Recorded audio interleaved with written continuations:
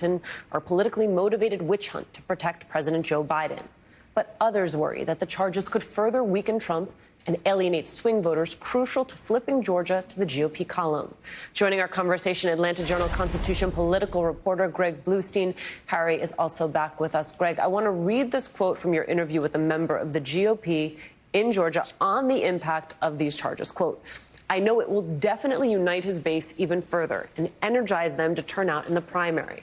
The question is how it will affect the average Republican presidential primary voter. That I truly don't know the answer to." What does your reporting tell you about this loyalty to Trump in Georgia compared to the possibility of charges alienating a really crucial group of Republican voters?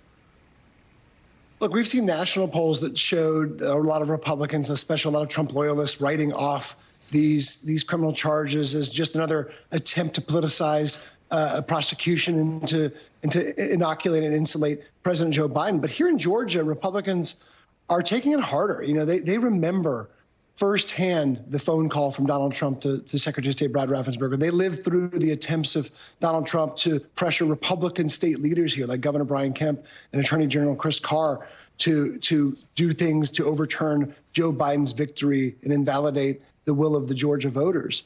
And so, you know, the folks I quoted in that story are not just Republican activists, but Republican leaders who are really concerned, even if they're Trump loyalists, they're really concerned that your average swing voter, your average independent voter won't come back and rally in Donald Trump's base this time around, especially with these criminal charges pending against them. Well, to that point, Harry, Willis expected to present her case to a grand jury next week. How much are Georgia voters going to learn from her about how Trump targeted their state specifically, target their voters, especially with potential charges for more than a dozen of his allies? A ton, and they may well learn a ton about how he targeted other state voters as well. That would be one big reason she would do this RICO charge, which is what you've been hearing about. The defining feature of this case is it's going to be as complicated, as sprawling as the three of them put together and then some.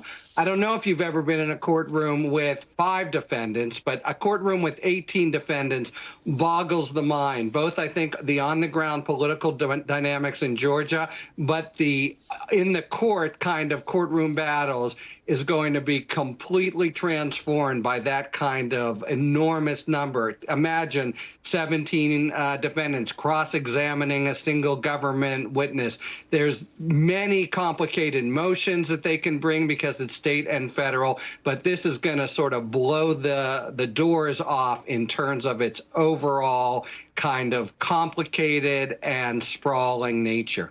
Greg, let's talk about the politics.